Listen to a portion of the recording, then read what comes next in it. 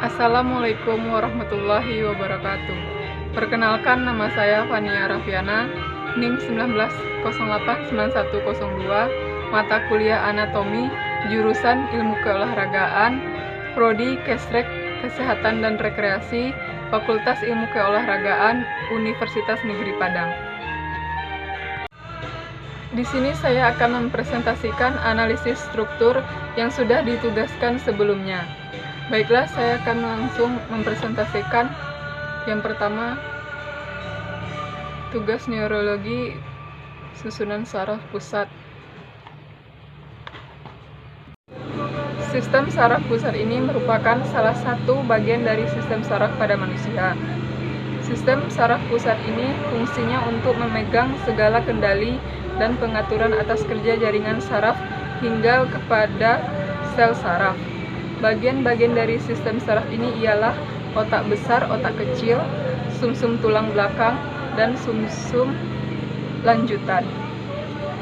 Pada sistem saraf pusat ini juga terdapat sebuah jembatan farol yang telah tersusun atas serabut saraf yang dapat menghubungkan antara otak kecil bagian kiri dengan otak kecil bagian kanan. Kedua, pada sistem saraf tepi atau perifer, terdapat dua sistem saraf, yakni saraf sadar atau somatik dan sistem saraf tak sadar atau otonom. Kedua jenis sel saraf ini terdiri dari sistem saraf sensorik dan motorik, sehingga mampu menjadi perantara impuls antara tubuh dengan sistem saraf pusat. Sistem saraf pusat pada olahraga. Latihan olahraga adalah bentuk rangsang motorik yang akan direspons dalam bentuk gerak atau aktivitas secara fisik. Semua rangsang yang diterima oleh indera manusia yang berpusat pada tulang belakang atau spinal cord akan masuk ke otak. Selanjutnya, di otak akan diproses dan dipilih-pilihkan berdasarkan skala prioritas untuk menjawabnya berupa respon gerak.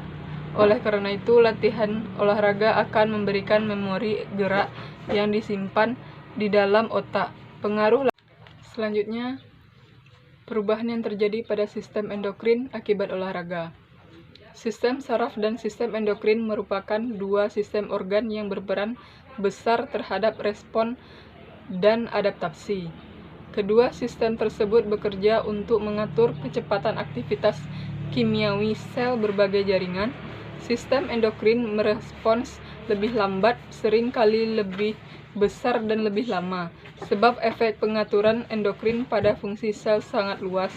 Mekanisme aksi endokrin biasa terbagi tiga. 1.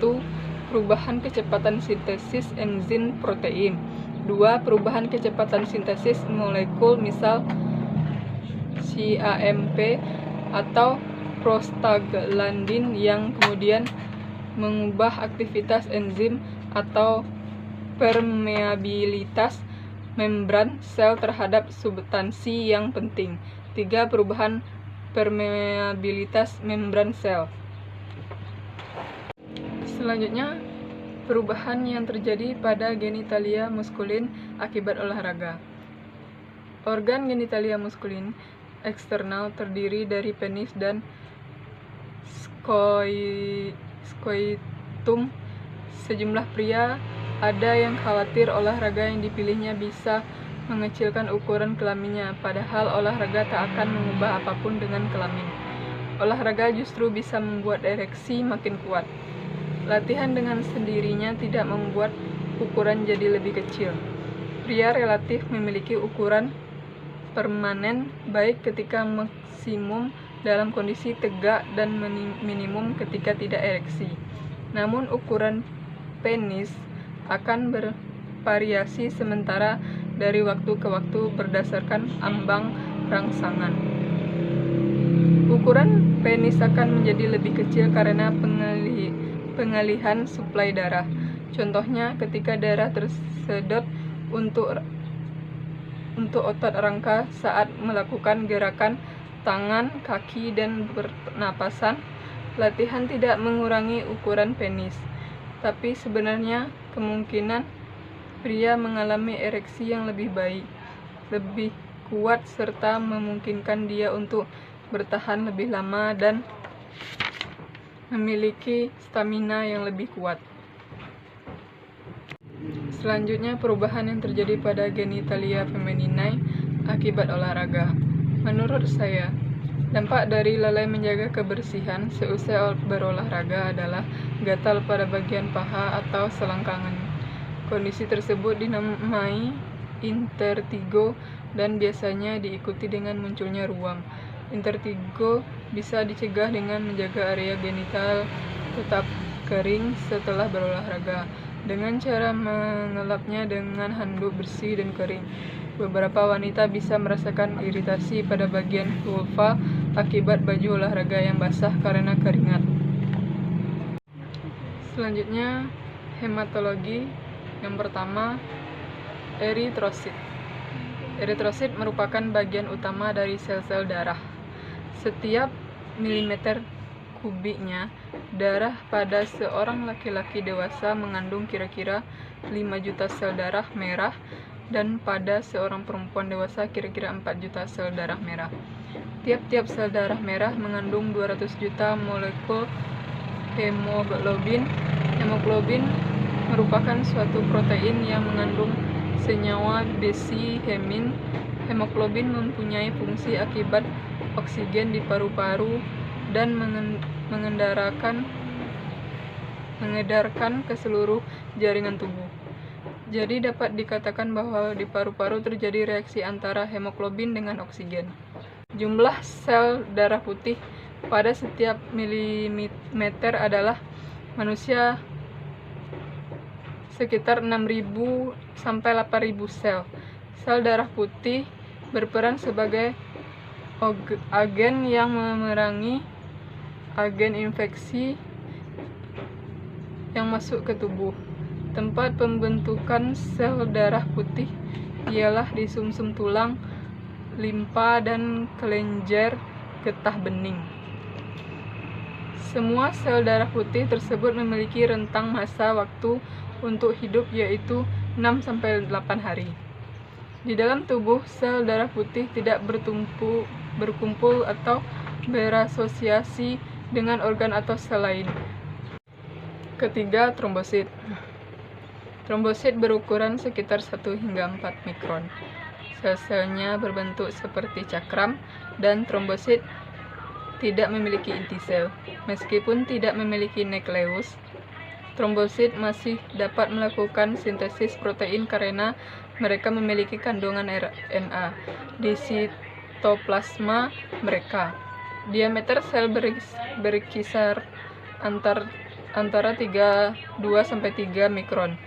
Trombosit memiliki sistem membran 3 lapis atau trilaminar dan sistem membran dengan ruang atau sanalisuli.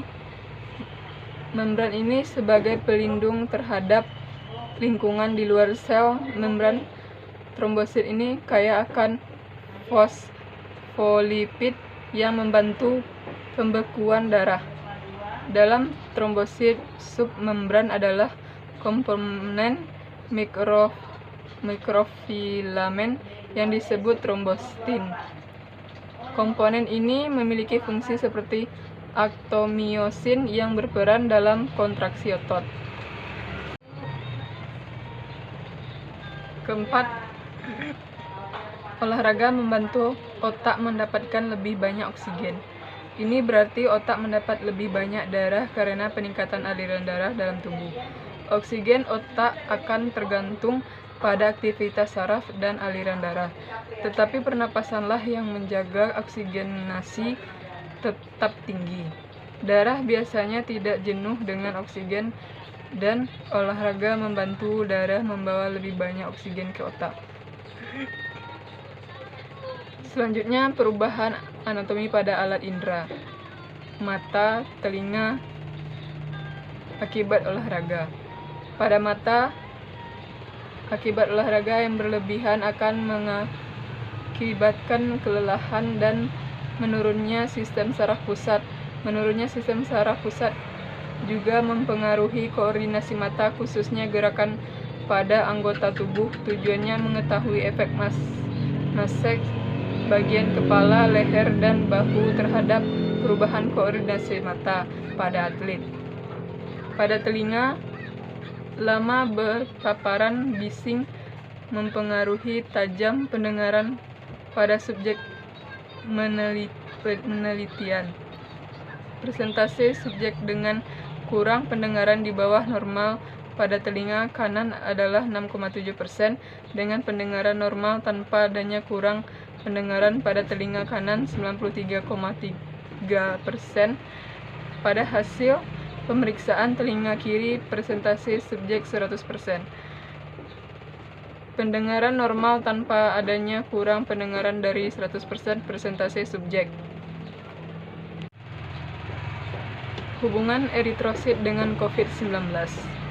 Tim peneliti mengambil sampel darah dari lebih 2.000 pasien positif COVID-19 di Wuhan dan Shenzhen, Cina. Mereka membandingkan darah pasien terjangkit dengan warga yang berada dalam kondisi sehat. Mereka menemukan bahwa pasien golongan darah A menunjukkan tingkat infeksi yang tinggi. Mereka juga cenderung mengalami gejala yang lebih parah. Upaya tersebut mengikuti studi yang mencoba tindakan dengan plasma fraksi darah yang mengandung antibodi, tetapi bukan sel darah merah dari orang yang telah pulih dari COVID-19. Terima kasih.